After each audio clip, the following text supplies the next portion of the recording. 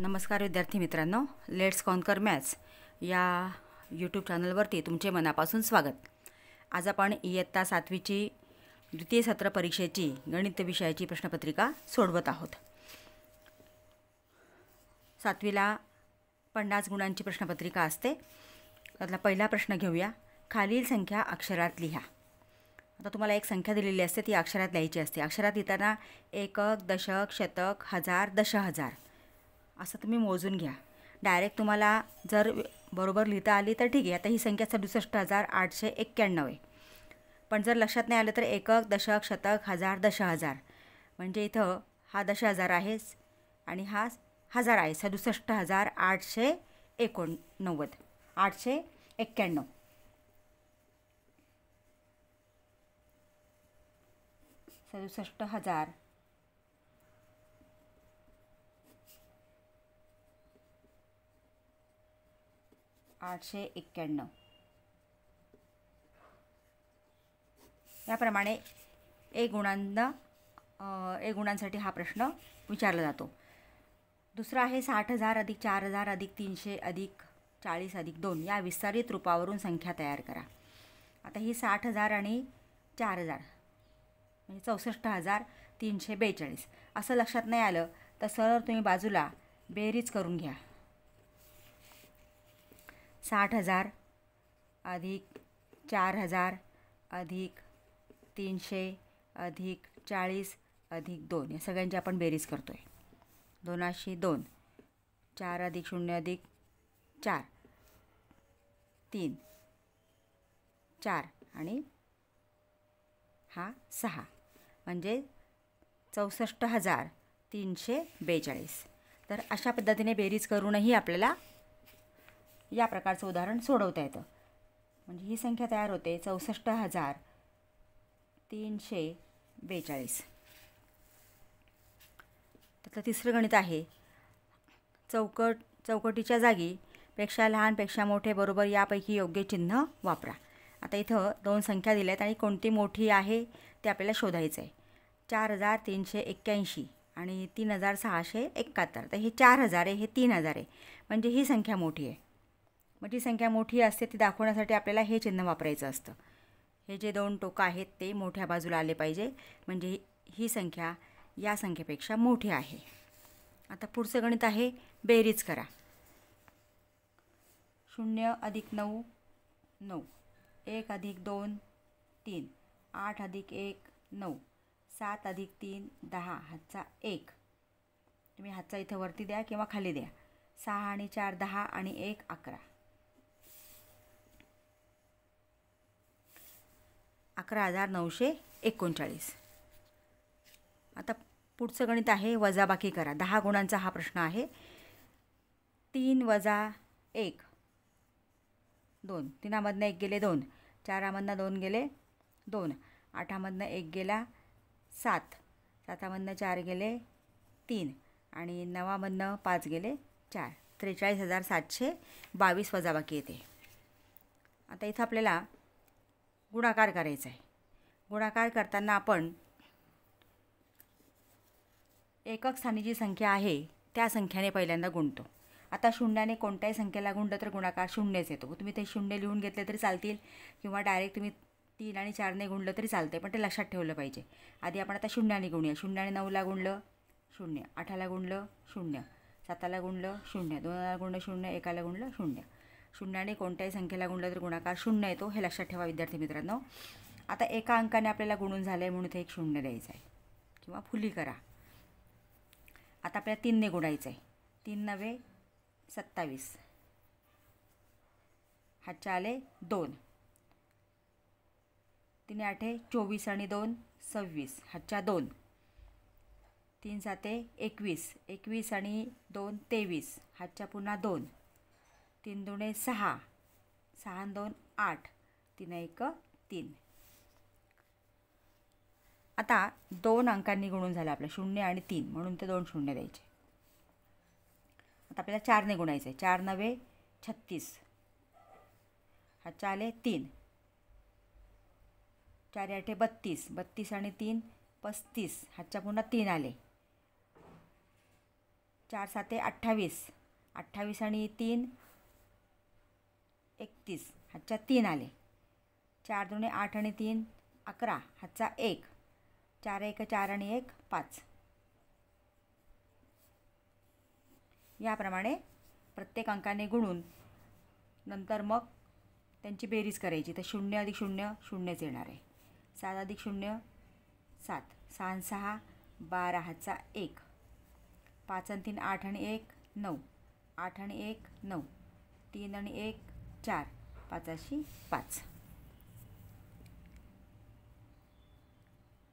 आता हा गुणाकार आपल्याला काही वाचन करायचं नाही आहे, परंतु 54,99,270 म्हणजे एक गुणाकार तुम्हाला येतो, एक भागाकार येतो, एक बेरीज येते, एक वजाबाकी येते. याप्रमाणे सगळ्या प्रकारचे गणितं हे पहिल्या प्रश्नामध्ये येतात. पुढचं गणित आहे भागाकार करा. आता 42ने आपल्याला 67,891ला भागायचं आहे. मग पहिल्यांदा 67ला आपल्याला भाग द्यावा लागेल. 42 1 42. 7मधनं आता आपण 7मधनं 2 गेले 5 आणि 6मधनं 4 गेले 2. जर 2चं केलं असतं तर आपण तर किती होणार आहे, 80पेक्षा ती संख्या जास्त होणार आहे, म्हणून इथं 1/8चा भाग दिला आहे. आता वरनं आपण हा अंक घेतला 8. आता 42ला आपल्याला इथं गुणावं लागेल किंवा 42चा पाढा तयार करावा लागेल. पाढा तयार करण्यापेक्षा इथं किती आहे 25 आहे बघा. मग 4ने जर आपण 6ला गुणलं तर 6 चौक 24 होतात, म्हणजे 6ने गुणता येऊ शकते, म्हणून आपण डायरेक्ट 6ने गुणून बघायचं आहे. 6 चौक 24 म्हणजे 240पेक्षा मोठा येणार आहे. आता बघू आता किती होते. 6 2 12, हातचा 1. 6 चौक 24 आणि 1 25. 252. 252 ही संख्या 258पेक्षा लहान आहे, म्हणजे आपल्याला 6चा भाग देता येतो आहे. इथं 6चा भाग दिला. 252 वजाबाकी केली. 8मधनं 2 गेले 6, 5मधनं 5 गेले 0, 2मधनं 2 गेले 0. आता आपण हा वरून घेतला आहे अंक. इथं तुम्ही इथं खूण नाही केली तरी चालते, फक्त तुमच्या लक्षात येण्यासाठी मी सांगते. तर आपण अंक घेतला 9. 69 म्हणजे पुन्हा 1चाच भाग जाणार आहे. 42. 42 1 42. 9मधनं 2 गेले 7, 6मधनं 4 गेले 2, 27 बाकी उरले. आता पुढचा जो अंक आहे तो अंक घेतला आहे आपण इथं 1. आता 271 आहे. मग 6ने गुणलं तर आपण 252 होतात. आपण 7ने गुणून 7 चौक 28 नाही भाग जाणार.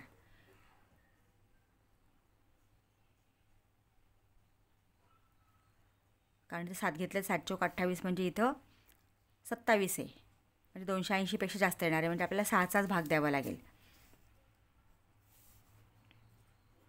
252. 11मधनं आता एकामधनं 2 जात नाही, म्हणून आपण 11 घेतले. 11तनं 2 गेले 9, हातचा 1 इथं परत करा. 5 आणि 1 6, 7मधनं 6 गेले 1 0. म्हणजे भागाकार किती आला 1616 आणि बाकी आलेली आहे 19. आता इथं ते विचारलेलं नाही आहे, पण कधी कधी भागाकार आणि बाकी लिहा असा पुढं प्रश्न असतो, म्हणून खाली उत्तर आपल्याला लिहावं लागतं. भागाकार बरोबर 1616 आणि बाकी बरोबर 19. अशा पद्धतीने ही उदाहरणं सोडवायची विद्यार्थी मित्रांनो. पुढचा प्रश्न घेऊया. पुढचं गणित 9वं गणित दिलं इथं. मुले 15 12 10 5 आणि वह्या 90 72 60 30 हे टिंबटिंब प्रमाणाचे उदाहरणे आहे. आता इथं जर गुणाकार केला तर तो वेगळा येतो आहे. म्हणजे इथं आपण समजा 15/90 जर आपण केलं तर 15 1 15 15 सक 90 म्हणजे 1/6 येतं आहे गुणोत्तर. तसंच इथं 12/72 म्हणजे 12/72 हे सुद्धा 1/6 म्हणजे प्रत्येक गुणोत्तर समान येतं आहे बघा. 10/60 घेतलं तर 10 1 10 10 सक 60 म्हणजे 1/6.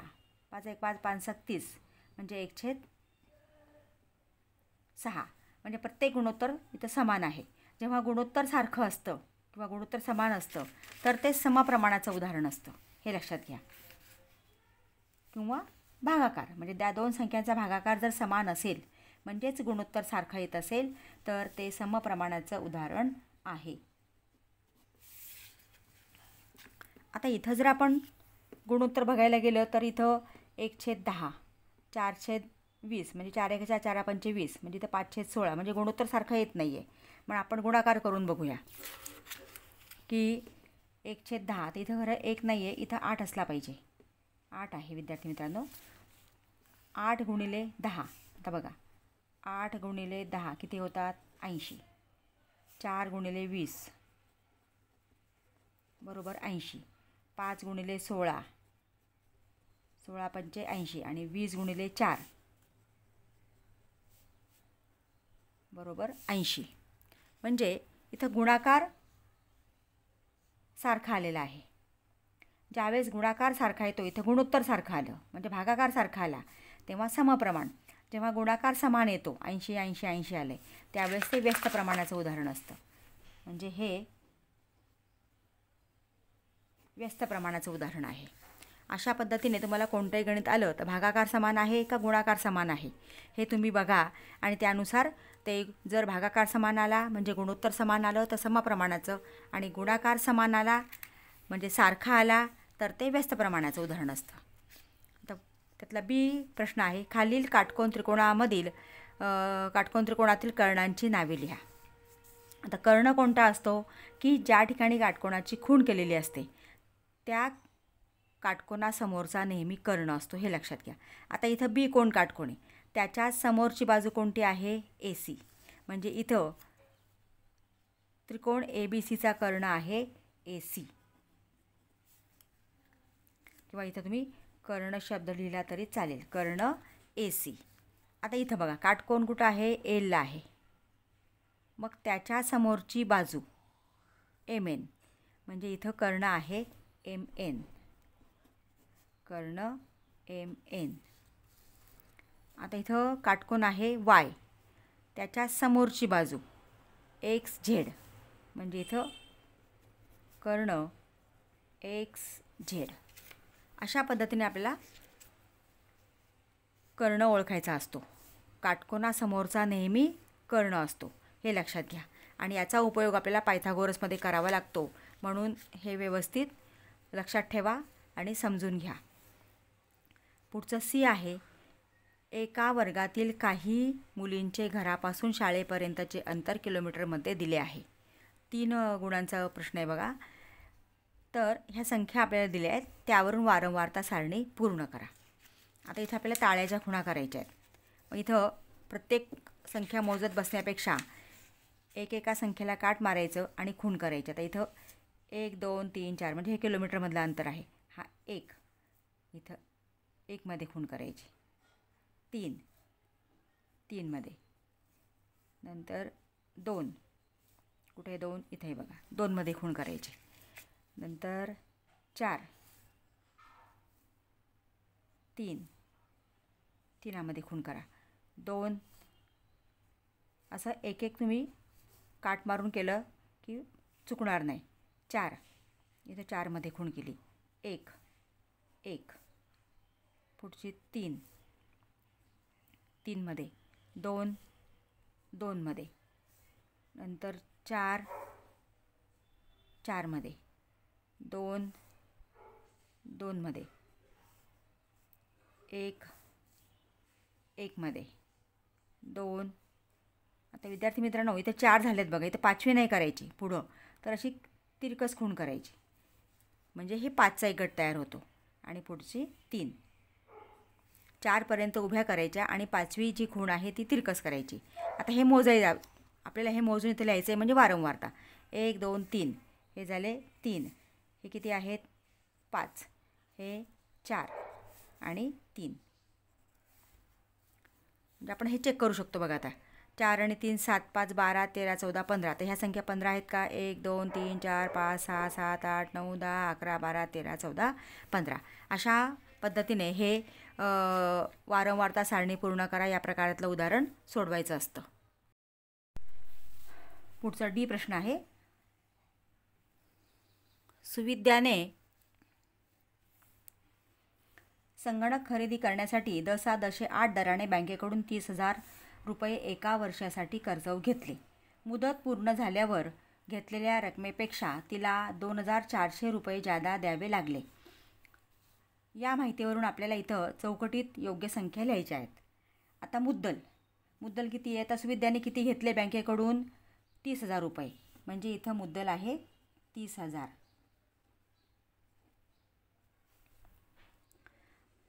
व्याजाचा दर ₹8. व्याज, आता व्याज म्हणजे तिला 30,000 रुपये घेतल्यानंतर घेतलेल्या रकमेपेक्षा तिला 2,400 रुपये जादा द्यावे लागले, म्हणजे जास्त द्यावे लागले, म्हणजे हे झालं व्याज 2,400 रुपये. आता हे मुदत किती आहे? आता इथे मुदत तशी दिलेली नाही आहे, पण इथे शब्दात दिली आहे बघा, 30,000 रुपये एका वर्षासाठी, म्हणजे मुदत आहे इथं 1 वर्ष. बँकेत परत केलेली एकूण रक्कम, बँकेस परत केलेली एकूण रक्कम 30,000 अधिक 2,400. आता ही आपल्याला बेरीज करायची. ही बेरीज तुम्हाला तोंडी करता आली तर 32,400, म्हणजे किंवा नाहीतर सरळ चुकण्यापेक्षा तुम्ही अशी बेरीज करा. तुम्हाला तोंडी येत नसेल पण चुकवू नका.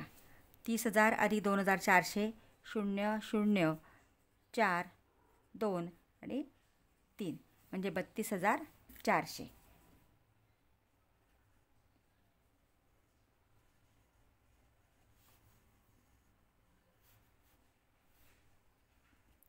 ₹32,400 परत केले, म्हणजे घेतले होते 30,000 रुपये आणि सुविद्याने परत किती केले? 32,400, म्हणजे 2,400 हे व्याज आहे. अशा पद्धतीने व्याजाचं उदाहरण तुम्हाला जर दिलेलं असेल तर ते व्यवस्थित समजून घ्या की तिथं नेमकं काय दिलेलं आहे आणि आपल्या चौकटीमध्ये काय भरायचं आहे. तर योग्य संख्या त्या ठिकाणी विचार करून भरा, म्हणजे आपल्याला मार्क पूर्ण मिळतात. आता पुढचं गणित घेऊया. प्रश्न दुसरा, ए, रिकाम्या जागा भरा. त्यातला पहिला आहे, त्रिकोणाचे क्षेत्रफळ बरोबर 1/2 पाया गुणिले उंची. हे सूत्रच आहे. त्रिकोणाचे क्षेत्रफळ बरोबर 1/2 पाया गुणिले उंची. आता पुढचं आहे, माप कंस AYQ. आता इथे O केंद्र असलेलं वर्तुळ आहे आणि AOQ हा केंद्रीय कोन आहे आणि या केंद्रीय कोणाने आंतरखंडित केलेला कंस हा AYQ आहे. मग केंद्रीय कोणाचं माप हे त्याने आंतरखंडित केलेल्या कंसाच्या मापाच्या बरोबर असते. म्हणजे या कोणाचं माप जेवढं आहे तेवढंच AYQचं माप असतं. तर AOQ हा काटकोन आहे, म्हणजे याचं माप 90 अंश आहे, म्हणजे AYQचं मापसुद्धा 90 अंश असणार. आणि तुम्हाला याच्या व्यतिरिक्त समजा इथं माप दिलं असेल तर तेच माप ह्या कंसाचं येत असतं. आता इथं सोबतच्या आकृतीमध्ये विशाल कंसाचे माप लिहा नाही, इथं नाव लिहा पाहिजे, कारण माप लिहिण्यासाठी आपल्याला एका कंसाचं माप दिलेलं असलं पाहिजे. आता विशाल कंस AXB हा लघु कंस आहे. इथं हा Y घेऊया, A डबल झाला आहे. तर AYB हा विशाल कंस आहे, म्हणजे कंस विशाल कंस हा आहे कंस AYB हा विशाल कंस आहे. पुढचा बी प्रश्न 5 सोडवायचे आपल्याला. खालील आकृतीचे निरीक्षण करा व त्रिज्या व जीवेचे नाव लिहा. आता इथं त्रिज्या कोणती आहे? OA. वर्तुळ केंद्र आणि वर्तुळावरील कोणताही बिंदू जोडणारा रेषाखंडाला त्रिज्या म्हणतात. म्हणजे इथं आहे त्रिज्या रेख OA ही त्रिज्या आहे आणि PQ ही जीवा आहे, म्हणजे जीवा PQ किंवा त्रिज्या OA असं लिहिलं तरी चालेल. बँकेमधील विविध खाते प्रकारांची नावे लिहा. त्यातलं पहिलं खातं आहे चालू खाते.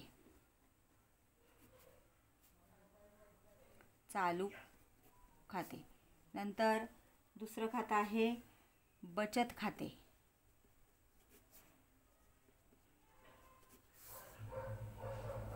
तिसरं खातं आहे आवर्ती ठेव खाते.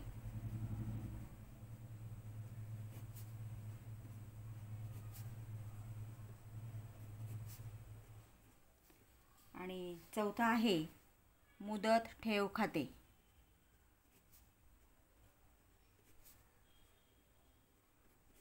ही बँकेच्या खात्यांची 4 प्रकार आहेत.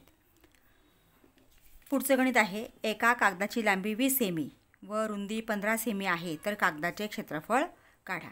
आता इथं लांबी आणि रुंदी वेगवेगळी आहे, म्हणजे हा कागद आयताकृती आहे. आता आपल्याला आयताचे क्षेत्रफळ हे सूत्र वापरावं लागेल. आपण सूत्र कोणतं वापरणार आहोत? आयताचे क्षेत्रफळ.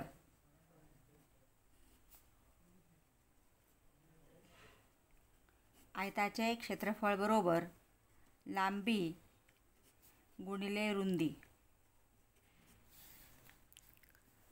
आता आयताकृती काय आहे? कागद. म्हणून कागदाचे क्षेत्रफळ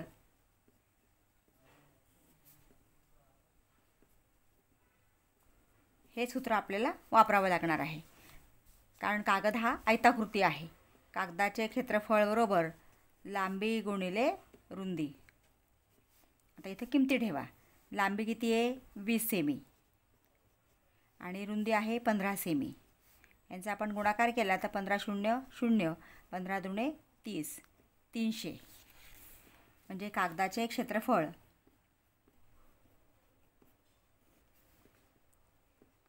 हे चौसेमी म्हणजे चौरस सेमी.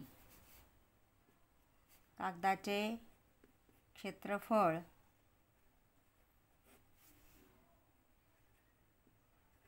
तीनशे चौरस सेमी आहे.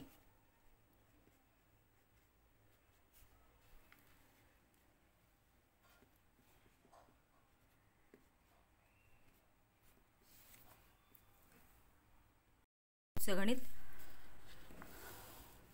एका चौरसाची बाजू 12 सेमी असल्यास त्या चौरसाचे क्षेत्रफळ काढा. आता इथे आपल्याला चौरसाचं क्षेत्रफळ काढायचं आहे, म्हणून चौरसाचे क्षेत्रफळ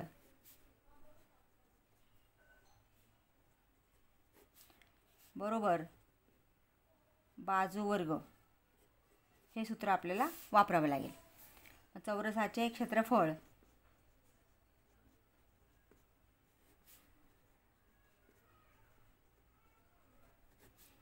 बरोबर बाजू आहे 12 सेमी, 12चा वर्ग.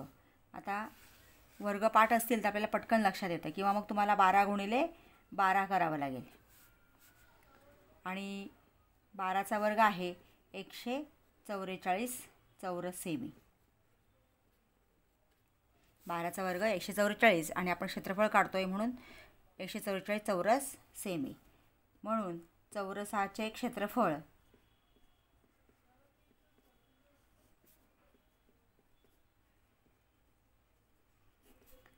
बरोबर 144 चौरस सेमी. पुढचं गणित घेऊया. एका वर्तुळाचा परिघ 176 सेमी आहे, तर त्याची त्रिज्या काढा. म्हणजे आपल्याला परिघ दिलेला आहे, वर्तुळाचा परिघ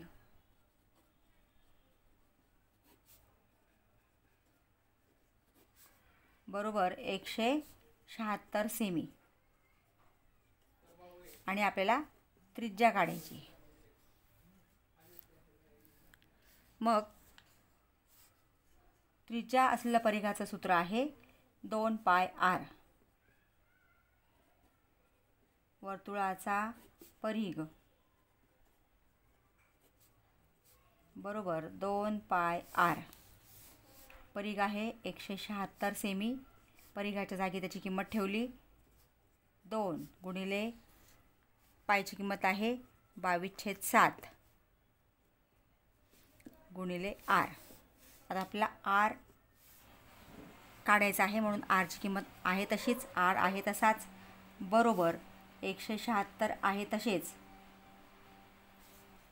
हा 7 भागिले आहे, तो इकडे त्यांना गुणिले होणार आहे, आणि हा 2 आणि 22 rला गुणिले आहेत, ते इकडे भागिले होणार आहेत. मग आता आपण 2ने भाग देऊया.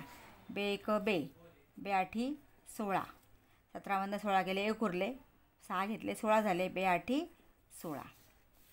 आता 22ने भाग देऊ शकतो. 22 एक 22, 22 चौक 88, म्हणजे R बरोबर 4 × 7 बरोबर 7 चौक 28 सेमी. म्हणजे वर्तुळाची त्रिज्या आहे, वर्तुळाची त्रिज्या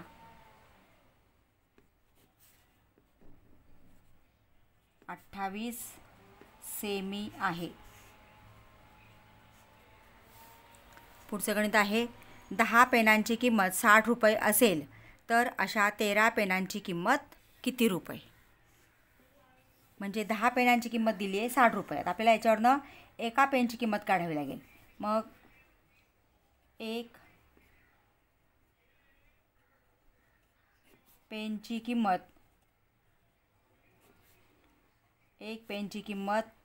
बरोबर 60 भागिले 10, 10 सक 60 म्हणजे 60 रुपये.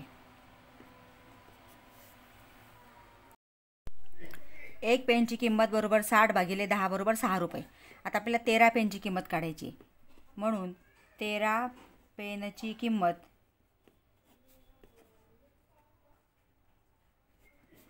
बरोबर 13 × 6 यांचा गुणाकार करा. 13 सक 78, किंवा तुम्ही असं गुणाकार करू शकताय. 6 त्रिक 18 हातचा 1, 6 1 6 1 7 म्हणजे 78 रुपये. 13 पेनची किंमत 78 रुपये. आता आपल्याला पुढचं गणित घेऊया.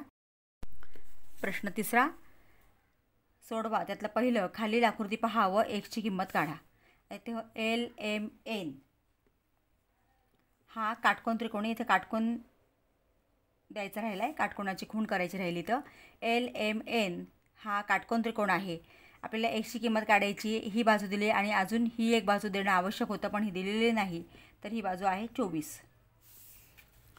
मग आता आपल्याला एक्सची किंमत काढायची आहे. आता इथं आपल्याला पायथागोरसचा सिद्धांत वापरावा लागेल, कारण हा काटकोन त्रिकोण आहे आणि काटकोनासमोरचा कर्ण असतो, म्हणजे आपल्याला कर्ण काढायचा आहे. मग पायथागोरसच्या सिद्धांतानुसार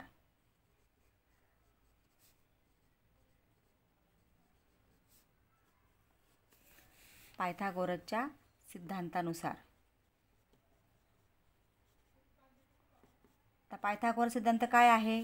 तर कर्णवर्ग बरोबर पायावर्ग अधिक उंची वर्ग.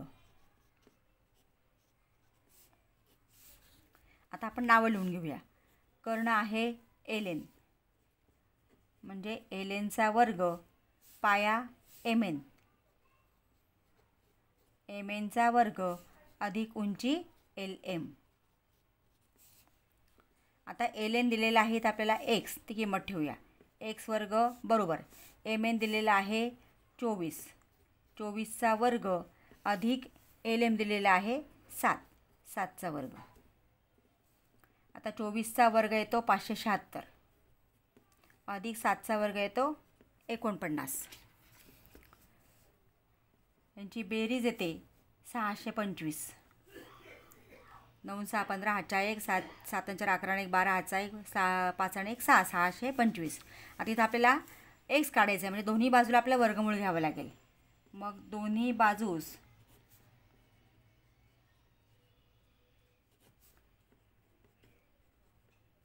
वर्गमूळ घेऊन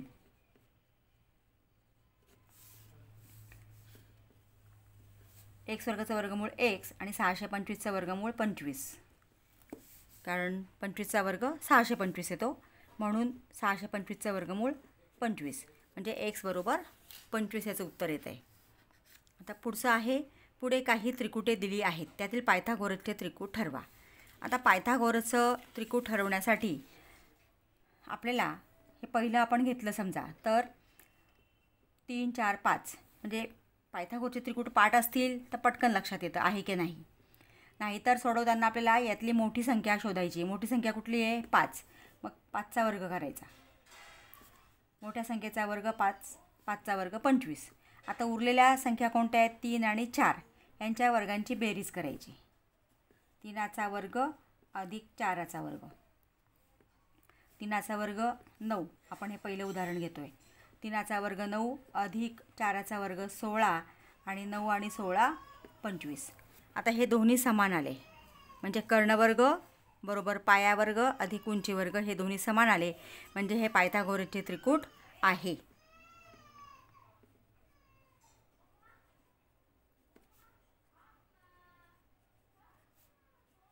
पायथागोरसचे त्रिकूट आहे. आता आपण एक दुसरं करून बघूया. इथं मोठी संख्या कोणती आहे? 6. मग 6चा वर्ग बरोबर 36 आणि उरलेल्या दोन संख्यांच्या वर्गांची बेरीज म्हणजे 4 आणि 5 संख्या उरल्या आता म्हणून 4चा वर्ग अधिक 5चा वर्ग. 4चा वर्ग 16 आणि 5चा वर्ग 25.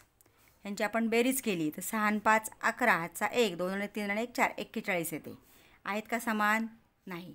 म्हणजे हे पायथागोरसचे त्रिकूट नाही. आता आपण हे पुढचं सोडून बघूया. 2 4 5. आता मोठी संख्या आहे 5. 5चा वर्ग हे तिसरं उदाहरण. 5चा वर्ग 25 आणि 2चा वर्ग अधिक 4चा वर्ग. 2चा वर्ग 4 आणि 4चा वर्ग 16 बरोबर 16 आणि 4 20. इथं समान येत नाही म्हणजे हे सुद्धा पायथागोरसचे त्रिकूट नाही. अशा पद्धतीने तुम्हाला पायथागोरसचं त्रिकूट ओळखायचं असतं. आणि यासाठी विद्यार्थी मित्रांनो तुम्ही किमान 30पर्यंतचे तरी वर्ग पाठ करा म्हणजे उदाहरण सोडवण्यासाठी आपल्याला वेळ लागत नाही. पुढचं गणित आहे. एंजलने 15 रुपये 10.9 दराने काही वर्षांसाठी बँकेत ठेवले. तिला मुदती अखेर 54 रुपये सरळ व्याज मिळाले तर तिने किती वर्षांसाठी रक्कम ठेवली? म्हणजे आता इथं आपल्याला किती वर्षांसाठी रक्कम ठेवली ते काढायचं आहे.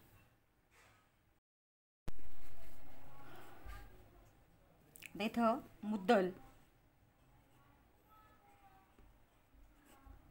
बरोबर हे 150 आहे. 15 नाही 150 रुपये. नंतर व्याजाचा दर बरोबर 9. सरळ व्याज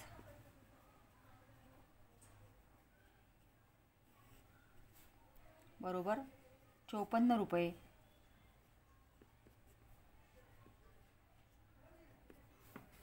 इथं 10 हे आणि म्हणजे 9%. आणि आपल्याला किती वर्षांसाठी म्हणजे कालावधी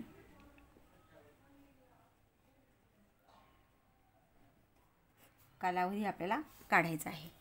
आता याचं सूत्र आहे सरळ व्याज किंवा एकूण व्याज असं सुद्धा लिहितात. सरळ व्याज बरोबर म गुणिले द गुणिले क छेद 100. आता सरळ व्याज आहे 54 रुपये. आता इथं ज्या किमती आपण घेतल्या आहेत त्या किमती इथं ठेवायच्या आहेत. मुद्दल आहे 150 गुणिले द 9 क कालावधी काढायचा आहे भागिले 100. आता हा एक शून्य आपण घालवला. आता आपल्याला क काढायचा आहे तो आहे तसाच ठेवा. इकडं 54 आहे डाव्या बाजूला. आता हा 10 भागिले तो इकडे त्यांना गुणिले होणार आहे आणि 15 आणि 9 हा कला गुणिले ते भागिले होणार आहे. 15 गुणिले 9 बरोबर क. आता इथं 9 1 9 9 54 म्हणजे क बरोबर 6 गुणिले 10 10 60 भागिले 15 15 1 15 15 चौक 60 म्हणजे 4 वर्ष. आणि जर विद्यार्थी मित्रांनो हे 15 घेतलं आपण तर ते 40 वर्ष येतं. त्याच्यामुळे इथे 150 आहे. आणि त्याप्रमाणे गणित कधीच बदलत नाही विद्यार्थी मित्रांनो फक्त संख्या बदलतात. जर तुम्ही गणित सोडवण्याची पद्धत लक्षात ठेवली त्याचं सूत्र लक्षात ठेवलं आणि गणित कसं सोडवायचं आहे त्याच्या स्टेप्स तुम्ही लक्षात ठेवल्या तर तुम्हाला कोणतंही गणित सहज सोडवता येतं. आता पुढचा प्रश्न घेऊया. एका वर्तुळाचा व्यास 5.6 सेमी आहे, तर त्याचा परिघ काढा. म्हणजे इथं आपल्याला व्यास दिलेला आहे. व्यास बरोबर 5.6 सेमी आणि परिघ आपल्याला काढायचा आहे. तर व्यास म्हणजे काय? डी हे अक्षर वापरतात. डायमीटर म्हणून डी. म्हणजे आपल्याला व्यास दिलेला असताना जे सूत्र आहे परिघाचं ते इथं वापरावं लागेल. मग परिघ बरोबर पाय डी बरोबर पायची किंमत आहे 22/7 आणि डी आहे 5.6. 7 7. 7ने आपण त्याला भाग देऊया. 5ला भाग जात नाही म्हणून 0. पॉईंट इथं दशांशचिन्ह आहे म्हणून आपण दशांशचिन्ह दिलं. 6 घेतले 56 झाले. 7 8 56 म्हणजे 22 गुणिले 0.8. आता इथं 8ने 22ला गुणायचं आहे. 8 दुणे 16 हातचा 1. 8 दुणे 16 आणि 1 17. 176. गुणाकार 176 आला आहे, परंतु तो पॉईंट नंतर किती संख्या आहेत? 1. म्हणजे इकडून आपण 1 नंतर पॉईंट दिला. 17.6 सेमी. परिघ बरोबर 17.6 सेमी. याप्रमाणे जर व्यास दिलेला असेल तर परिघाचं सूत्र वापरा आणि उत्तर काढा. पुढचं आहे. एका रस्त्याच्या डांबरीकरणाचे काम करण्यासाठी 10 मजुरांना 4 दिवस लागतात, तर 8 मजुरांना किती दिवस लागतील? विद्यार्थी मित्रांनो, मजूर आणि दिवस हे नेहमी व्यस्त प्रमाणाचं गणित असतं. आता इथं आपण हे सोडवताना व्यस्त प्रमाणाप्रमाणे सोडवायचं आहे. इथं मजूर आणि दिवस असा एक चार्ट तयार करा. 10 मजुरांना किती दिवस लागतात? 4 दिवस लागतात. तर 8 मजुरांना किती दिवस लागतील? 1 दिवस लागतील असं आपण मानायचं आहे.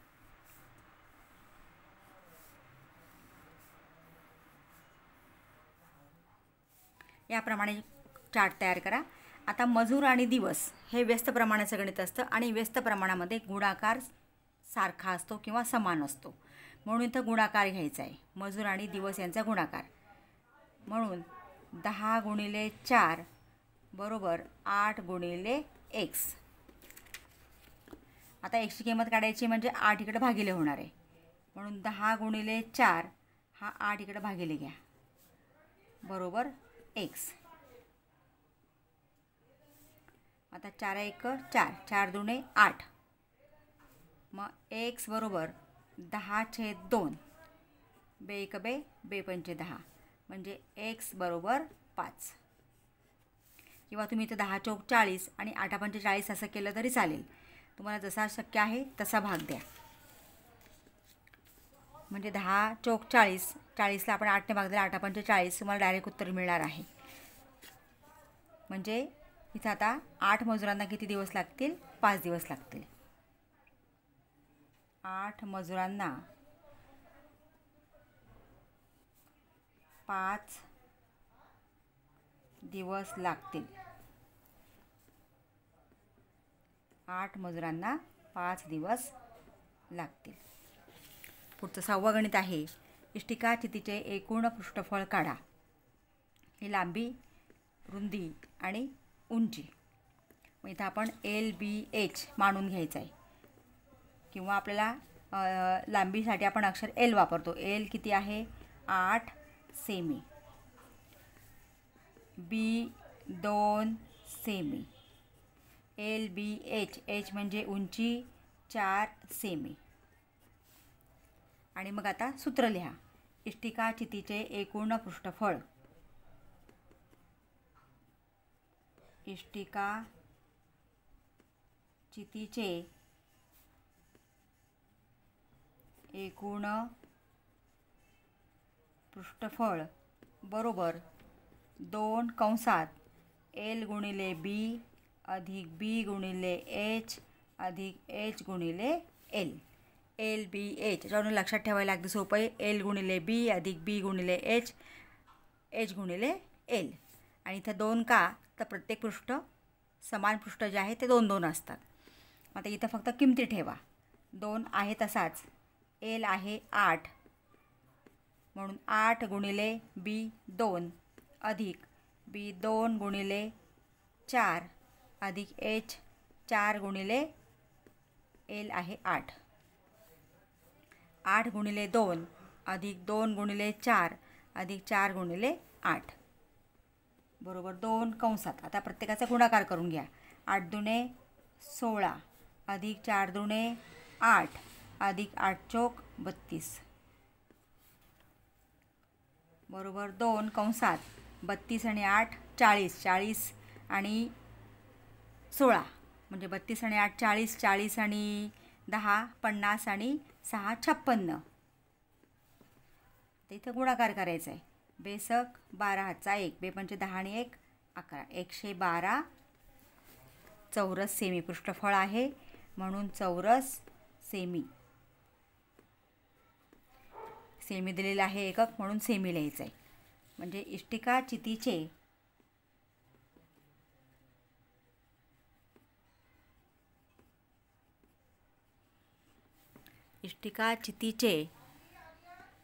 एकूण पृष्ठफळ बरोबर 112 चौरस सेमी. पुढचं गणित घेऊया. शेवटचं 7वं गणित. सीमाची द्वितीय सत्रामध्ये पुढील प्रमाणे हजेरी आहे. 20 22 18 21 24 तिची सरासरी हजेरी काढा. आता इथं आपल्याला सरासरी हजेरी काढायची आहे म्हणून सरासरीचं सूत्र आहे सरासरी बरोबर एकूण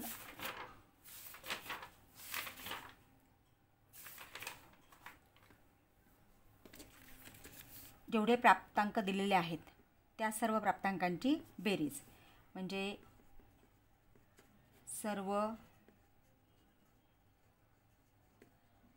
प्राप्तांकांची बेरीज भागिले एकूण प्राप्तांकांची संख्या. एकूण प्राप्तांकांची संख्या. प्राप्तांक म्हणजे ह्या दिलेल्या संख्या. मग आता सरासरी हजेरी आपल्याला काढायची म्हणून सरासरी हजेरी बरोबर हे जेवढे संख्या दिल्या आहेत हे जेवढे प्राप्तांक दिले आहेत त्यांची बेरीज करायची. 20 अधिक 22 अधिक 18 अधिक 21 अधिक 24 भागिले ह्या संख्या किती आहेत ते मोजा. 1 2 3 4 5. आता यांची बेरीज तुम्हाला आडवी बेरीज करता येत असेल तर ठीक, नाहीतर उभी मांडून घ्या आणि मग बेरीज करा.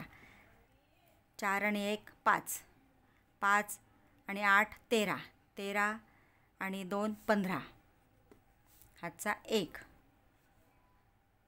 2 आणि 1 3 3 आणि 2 5 5 आणि 1 6 6 आणि 2 8 8 आणि 2 10 105 भागिले 5. आता 5ने भाग द्या. 5 1 5 5 दुणे 10 आणि 5 1 5 म्हणजे सरासरी हजेरी किती आली मग 21.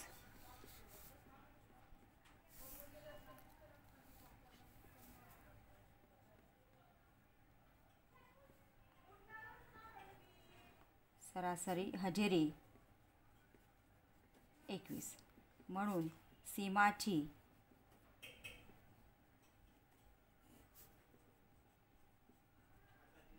सरासरी हजेरी 21 आहे. अशा पद्धतीने विद्यार्थी मित्रांनो उदाहरणं सोडवायची आहेत.